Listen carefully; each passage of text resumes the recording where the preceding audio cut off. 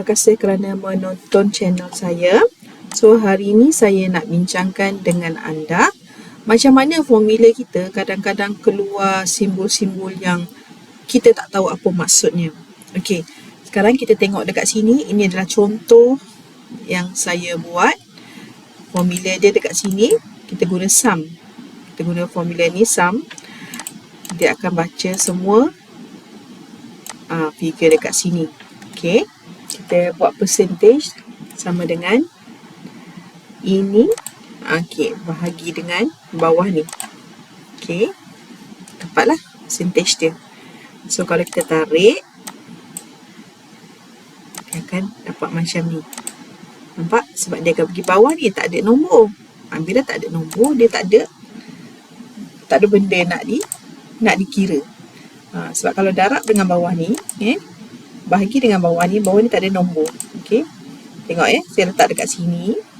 Dia ambil ini, I5 bahagi dengan nombor kat bawah ni tak ada. Jadi kita nak kekalkan dekat sini, kita letak $sign. So, cara dia ialah kita tahu DIV ni maksudnya tempat tu tak wujud. Tempat yang nak dibahagikan tu tak wujud. Jadi apa kita buat? Kita letak $sign. Letak $sign dekat E.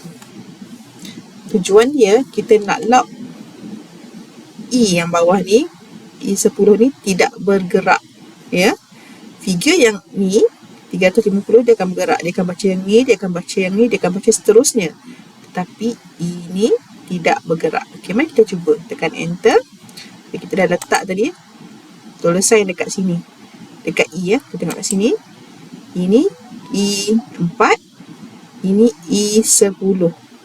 So, E10 ni kita letak $sign kat sini dengan dekat sini. Jadi, kita lock. Yang warna merah ni kita lock. Bila kita tarik ke bawah, dia tidak akan berubah. Tetapi yang 4 ni dia akan berubah jadi 5. Dia akan baca yang ni. Dia akan jadi 6, 7, 8. Tetapi yang merah ni tidak akan bergerak. Okey, tengok Yang di bawah ni, nampak ini kat atas ni E10. Kan? Okey, yang kat bawah ni E11. Sebab dia bergerak. Dia ambil yang ni, dia ambil yang bawah ni. Jadi E11 tak ada apa-apa. Okey, you faham kan maksudnya? DIV bahagi dengan kosong ni maksud dia tak ada apa nak dibahagikan. Jadi, kita kena lock E10. Kita padam yang ni, delete. Sekarang kita dah lock dengan $sign, kita tarik sahaja. Dia tak berubah. Cuba tengok nampak tak? E10 masih sama. E10 macam sama, yang berubah cuma figure dekat sini. Cara itu cara kita nak lock. So, kalau dia tak dapat bahagi dengan apa, dia akan jadi DIV. Okey, contoh kita padam ni. Okey, nampak E10 ada nombor. Cuba kita terpadam E10 ni. Delete, automatik semua jadi #DIV.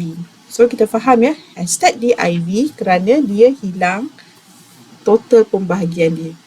Jadi, kita tak semula contoh dia. Begitu.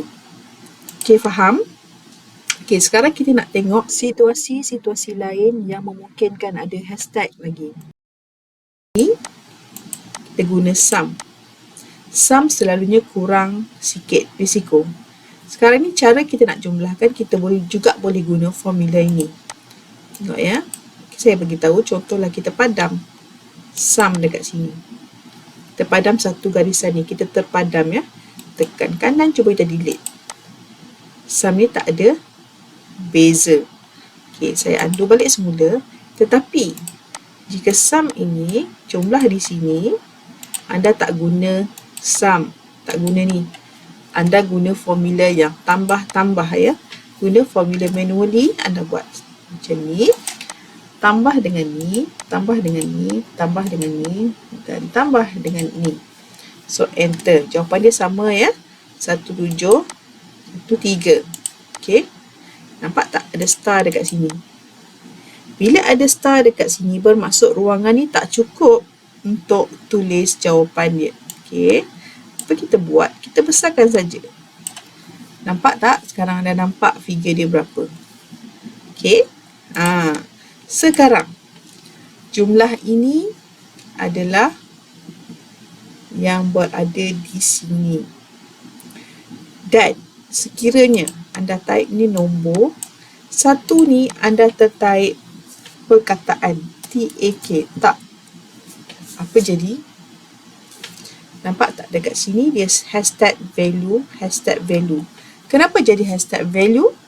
Hashtag value maksudnya bukan nilai. Sebab dekat sini ada perkataan yang bukan nombor.